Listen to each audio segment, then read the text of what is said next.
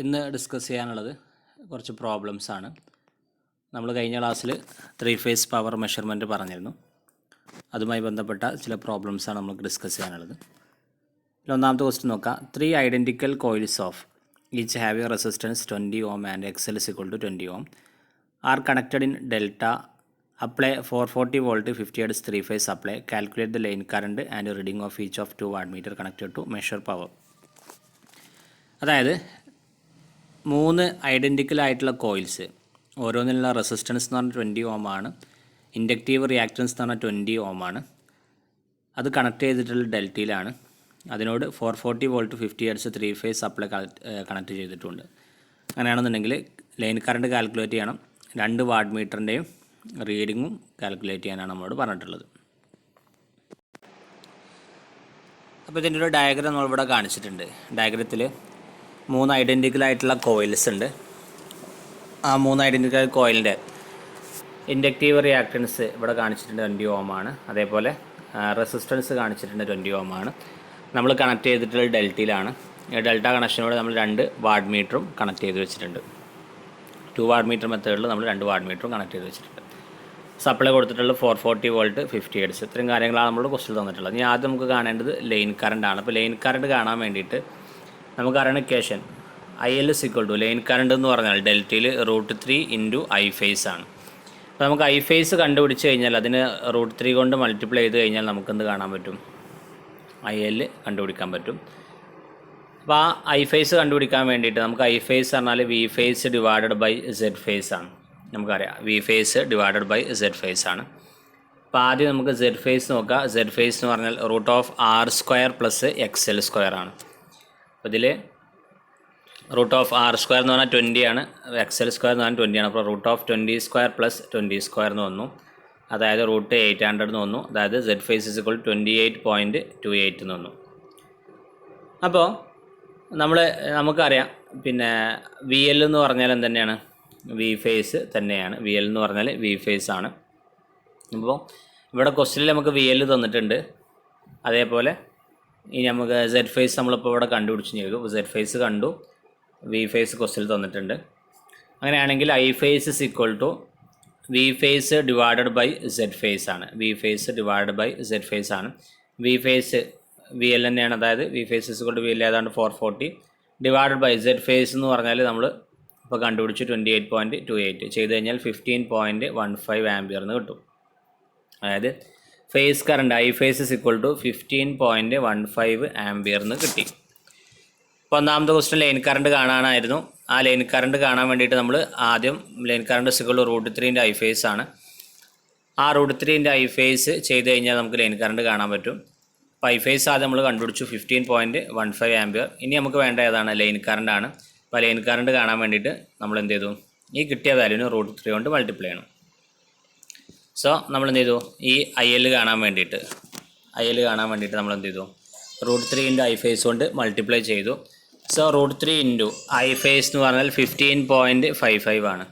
നമ്മൾ നേരത്തെ കണ്ടുപിടിച്ചു. So IL is equal to 26.93 ampere എന്ന് കിട്ടി. 93 ആംപിയർ എന്ന് കിട്ടി. സോ ലൈൻ കറണ്ട് കിട്ടി 26.93 ആംപിയർ എന്ന് കിട്ടി. ഇനി നമുക്ക് കണ്ടുപിടിക്കേണ്ടത് 2 വാട്ട് മീറ്റർ റീഡിംഗ് ആണ് നമ്മൾ കണ്ടുപിടിക്കേണ്ടത്. ഇപ്പോൾ 2 വാട്ട് മീറ്റർ മെത്തേഡിൽ നമുക്കറിയാം W1 is equal to VL × IL × cos 30 - 5 ആയിരുന്നു. W2 എന്ന് പറഞ്ഞാൽ VL × IL × cos 30 + 5 ആണ്. അപ്പോൾ നമുക്ക് രണ്ടിലും ഫൈൻ്റെ വാല്യൂ കണ്ടുപിടിക്കണം. അപ്പോൾ അതിന് വേണ്ടിയിട്ട് നമ്മൾ ഫൈ കണ്ടുപിടിക്കാൻ വേണ്ടിയിട്ട് നമുക്ക് അറിയണ ഇക്വേഷനാണ് cos φ is equal to R/Z. So ഇതിന് R നമുക്കറിയാം 20 ആണ്. Z നമ്മൾ കണ്ടുപിടിച്ചിട്ടുണ്ട് 28.28 ആണെന്നും. സോ 20 ഡിവൈഡഡ് ബൈ 28.28 ചെയ്ത് കഴിഞ്ഞാൽ 0.707 കിട്ടും. അതായത് power factor is equal to 0.707. Phi is equal to cos inverse of 0.707 that is equal to 45 degree എന്ന് കിട്ടി. അതായത് കോസ് ഫൈവിൻ്റെ വാല്യൂ 0.707 ആണെന്നെങ്കിൽ phi is equal to 45 degree നമുക്ക് കിട്ടി. സോ ഫൈൻ്റെ വാല്യൂ നമുക്കിവിടെ കിട്ടി. ഇനി ആ ഫൈൻ്റെ വാല്യൂ നമ്മൾ ആ W1 W2 എന്ത് ചെയ്യണം? സബ്സ്റ്റിറ്റ്യൂട്ട് ചെയ്യണം. സോ നമ്മളിവിടെ എന്ത് ചെയ്തു? സബ്സ്റ്റിറ്റ്യൂട്ട് ചെയ്തു. VL is equal to W1 is equal to VL into IL into cos 30 minus 5 ആയിരുന്നു. സോ വി എൽ എന്ന് പറഞ്ഞാൽ 440 ആണ്. ഐ എൽ എന്ന് പറഞ്ഞാൽ 26.93 നമ്മൾ കണ്ടുപിടിച്ചു. cos 30 മൈനസ് 5 എന്ന് പറഞ്ഞാൽ 45 ചെയ്തു. So 440 into 26.93 into cos 30 minus 45 എന്ന് പറഞ്ഞാൽ cos ഓഫ് മൈനസ് 15 ചെയ്ത് കഴിഞ്ഞാൽ 440 ഇൻറ്റു 26.93 എന്ന് പറഞ്ഞാൽ 11849.2 ഇൻറ്റു 0.965 എന്ന് കിട്ടും. cos 15 വാല്യൂ 0.965 ആണ്. ചെയ്ത് കഴിഞ്ഞാൽ 11,445.44 എന്നുള്ള വാട്ട് എന്നുള്ള എന്ത് ചെയ്യും നമുക്ക് ആൻസർ കിട്ടും. 11,445 11,445.44 വാട്ട് നമുക്കവിടെ കിട്ടി. അതാണ് W1ൻ്റെ റീഡിങ്. സിമിലർലി നമ്മൾ W2 കാണാൻ പോവാണ്. V L into I L into cos 30 + 5 ആണ് W2ൻ്റെ റീഡിങ് നമുക്കറിയാം. സോ നമ്മൾ എന്ത് ചെയ്തു, V L into I L എന്ന് പറഞ്ഞാൽ നമ്മളിവിടെ കണ്ടുപിടിച്ചത് എത്രയാണ്, 11,849.2 ആണ്. So V L into I എല്ലിൻ്റെ സ്ഥാനത്ത് നമ്മളത് കൊടുത്തു 11,849.2 ഇൻറ്റു cos 30 + 45. cos 30 + 45 പറഞ്ഞാൽ cos 75 ആണ്. സോ 11,849.2 ഇൻറ്റു cos 75ൻ്റെ വാല്യൂ 0.258 ആണ്. ചെയ്ത് കഴിഞ്ഞാൽ 3057.09 വാട്ട് എന്ന് കിട്ടും. സോ 2 വാട്ട് മീറ്റർ റീഡിങ് നമുക്ക് കിട്ടി.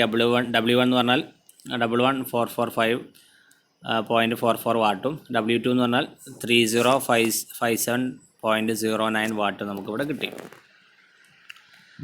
സോ നമുക്ക് കാണാനുള്ളത് ലൈൻ കറണ്ടും അതേപോലെ 2 വാട്ട് മീറ്റർ റീഡിങ്ങും ആയിരുന്നു. നമ്മളിത് എന്ത് ചെയ്തു, നമ്മളോട് കണ്ടുപിടിച്ചു. ലൈൻ കറണ്ട് നമുക്ക് കിട്ടി.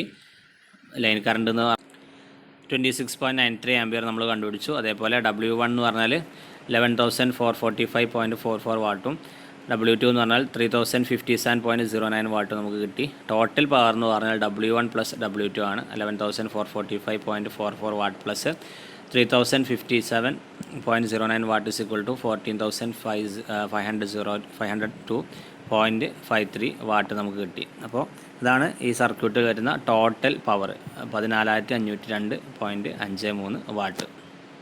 ഇതാണ് ഒന്നാമത്തെ ക്വസ്റ്റ്യൻ ആൻസർ ആയിട്ട് നമ്മൾ പറഞ്ഞു.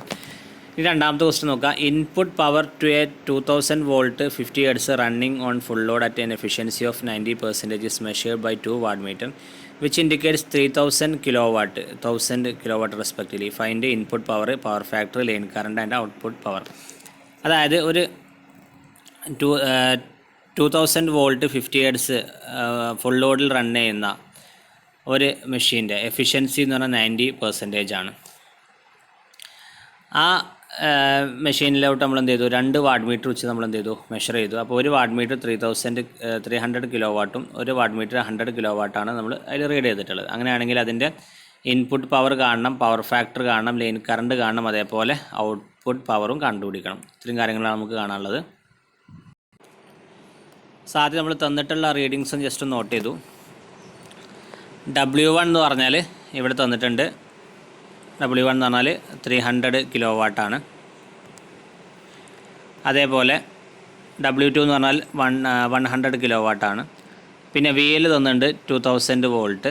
അതുപോലെ എഫിഷ്യൻസി തന്നിട്ടുണ്ട് 90%. ഇത്രയും കാര്യങ്ങളാണ് നമുക്ക് ക്വസ്റ്റ്യനിൽ തന്നിട്ടുള്ളത്. അപ്പോൾ ഇത് വെച്ചിട്ട് നമ്മൾ ഇൻപുട്ട് പവർ കാണണം, ഔട്ട്പുട്ട് പവർ കാണണം, അതേപോലെ പവർ ഫാക്ടർ കാണണം, ലൈൻ കറണ്ട് നമ്മൾ കണ്ടുപിടിക്കണം. അപ്പോൾ ഇതിൽ ഇൻപുട്ട് പവർ എന്ന് പറഞ്ഞാൽ ശരിക്ക് W1 + W2 ആയിരിക്കും. 2 വാട്ട് മീറ്ററിൻ്റെയും റീഡിങ് ചെയ്ത് കഴിഞ്ഞാൽ അതായിരിക്കും നമ്മൾ ഇൻപുട്ട് പവറായിട്ട് നമുക്ക് കാണുന്നുണ്ടാവുക. നമ്മളെ ആ ഒരു മെഷീനിലോട്ട് കൊടുക്കുന്ന ഇൻപുട്ട് പവർ ആണല്ലോ. അപ്പോൾ പിന്നെ ഈ 2 വാട്ട് മീറ്റർ റീഡിങ് ആയിരിക്കും ഇൻപുട്ട് പവറിൻ്റെ ടോട്ടലായിട്ട് വരുന്നുണ്ടാവുക. സോ W1 + W2 ചെയ്തു. ദാറ്റ് ഈസ് 300 + 100 ചെയ്താൽ 400 കിലോ വാട്ട് നമുക്ക് എന്ത് ചെയ്യും അവിടെ കിട്ടും. സോ നമുക്ക് ഇൻപുട്ട് പവർ കിട്ടി. ഇനി നമുക്ക് കാണേണ്ടത് പവർ ഫാക്ടറാണ്. പവർ ഫാക്ടർ കാണാൻ വേണ്ടിയിട്ട് നമുക്ക് അറിഞ്ഞ ഇക്വേഷനാണ്. 2 വാട്ട് മീറ്റർ മെത്തേഡ് ആണെങ്കിൽ cos 5 = cos of tan inverse of √3 × W1 - W2 / W1 + W2 ആണ്. നമ്മളിതിൽ ആദ്യം ഫൈൻ്റെ വാല്യൂ കണ്ടുപിടിക്കുകയാണ്. അപ്പോൾ ഫൈൻ്റെ വാല്യൂ കാണാൻ വേണ്ടിയിട്ട് tan inverse of √3 × W1 - W2 എന്ന ഇക്വേഷൻ നമ്മൾ ഉപയോഗിച്ചു. So tan inverse of √3 × W1 എന്ന് പറഞ്ഞാൽ 300 ആണ്, W2 എന്ന് പറഞ്ഞാൽ 100 ആണ്, / 300 + 100 ചെയ്ത് കഴിഞ്ഞാൽ നമുക്ക് tan inverse of √3 × 200 / 400 എന്ന് വന്നു. That is equal to 5 = 40.89 degree എന്ന് വന്നു. സോ നമുക്ക് ഫൈൻ്റെ വാല്യൂ കിട്ടി. നമുക്ക് cos 5 ആണ് വേണ്ടത്. അപ്പോൾ cos 5 ചെയ്യാൻ വേണ്ടിയിട്ട് നമ്മൾ എന്ത് ചെയ്തു, ഇതിൻ്റെ പിന്നെ cos വാല്യൂ ചെയ്തു. cos of 40.89 ചെയ്ത് കഴിഞ്ഞാൽ cos of 40.89 ചെയ്ത് കഴിഞ്ഞാൽ നമുക്ക് cos 5 = 0.756 എന്ന് കിട്ടി. സോ നമുക്ക് പവർ ഫാക്ടർ കിട്ടി 0.756, നമുക്ക് പിന്നെ ഇൻപുട്ട് പവർ കിട്ടി 400 വാട്ട് കിലോ വാട്ടെന്ന് കിട്ടി. അതേപോലെ കോസ് ഫൈ സിക്വൾ ടു നമുക്ക് എന്ത് കിട്ടി, അതിൽ പവർ ഫാക്ടർ സിക്വൾ ടു 0.756 എന്ന് കിട്ടി. ഇനി നമുക്ക് കാണേണ്ടത് ഔട്ട്പുട്ട് പവറും അതേപോലെ ലൈൻ കറണ്ടുമാണ് നമുക്ക് കണ്ടുപിടിക്കേണ്ടത്. സോ ലൈൻ കറണ്ട് കാണാൻ വേണ്ടിയിട്ട് നമുക്ക് അറിയുന്ന ഇക്വേഷനാണ് P = √3 × VL × IL × cos φ. So അതിൽ നിന്ന് IL എന്ന് പറഞ്ഞാൽ നമ്മൾ ILൻ്റെ equation കണ്ടുപിടിക്കുകയാണെങ്കിൽ P / √3 × VL × IL × cos φ നമുക്ക് √3 × VL × cos φ നമുക്ക് പറയാൻ പറ്റും. സോ P എന്ന് പറഞ്ഞാൽ 400 ആണ്. 400 ഇൻറ്റു പിന്നെ നമുക്ക് അറിയാം 400 കിലോ വാട്ടാണ്. ആ കിലോ വാട്ട് നമുക്ക് എന്ത് ചെയ്യണം, വാട്ടിലോട്ട് മാറ്റണം. സോ 400 × 1000 / √3 × VL എന്ന് പറഞ്ഞാൽ 2000 ആണ്. ഇൻറ്റു cos φ എന്ന് പറഞ്ഞാൽ 0.75 ആണ്. സോ 400 × 1000 / √3 × 2000 × 0.75 ചെയ്തു. IL = 153.96 എന്നും കിട്ടി. അതായത് ലൈൻ കറണ്ട് എന്ന് പറഞ്ഞാൽ 153.96 ആംപിയർ എന്നും കിട്ടി. ഇനി നമുക്ക് കാണേണ്ട ഔട്ട്പുട്ട് പവറാണ്. ഔട്ട്പുട്ട് പവർ കാണാൻ വേണ്ടിയിട്ട് നമുക്ക് ചെയ്യേണ്ട കാര്യം percentage of efficiency into input power divided by 100 ചെയ്ത് കഴിഞ്ഞാൽ നമുക്ക് എന്ത് കാണാൻ പറ്റും, ഔട്ട്പുട്ട് പവർ കാണാൻ പറ്റും. Percentage of efficiency into input power divided by 100 ചെയ്ത് കഴിഞ്ഞാൽ നമുക്ക് എന്ത് കാണാൻ പറ്റും, അതിൻ്റെ ഔട്ട്പുട്ട് പവർ കണ്ടുപിടിക്കാൻ പറ്റും. അത് പെർസെൻറ്റേജിൽ തന്നുകൊണ്ടാണ് നമ്മളിത് ഡിവൈഡ് ബൈ 100 ചെയ്യുന്നത്. അങ്ങനെ ചെയ്ത് കഴിഞ്ഞാൽ നമുക്ക് ഔട്ട്പുട്ട് പവർ കാണാൻ പറ്റും. So output power = percentage of efficiency into input power divided by 100 ആണ്. ക്വസ്റ്റിൽ തന്നിട്ടുണ്ട് പെർസെൻറ്റേജ് ഓഫ് എഫിഷ്യൻസി എന്ന് പറഞ്ഞാൽ 90 ആണ്. ഇൻറ്റു ഇൻപുട്ട് പവർ എന്ന് പറഞ്ഞാൽ 400 ആണ്. ഡിവൈഡഡ് ബൈ 100, 90 × 400 ഡിവൈഡഡ് ബൈ 100 ചെയ്ത് കഴിഞ്ഞാൽ 360 വാട്ട് നമുക്ക് കിട്ടും. സോ ഔട്ട്പുട്ട് പവർ കിട്ടി 360 വാട്ടാണ്. ഇൻപുട്ട് പവർ നമുക്ക് കിട്ടി 400 കിലോ വാട്ട്. അതേപോലെ ലൈൻ കറണ്ട് കിട്ടി 153.96 ആംപിയർ. അതേപോലെ നമ്മൾ cos φ നമ്മൾ കണ്ടെത്തി 0.756 നമ്മൾ ഇവിടെ എന്ത് ചെയ്തു, കണ്ടെത്തി.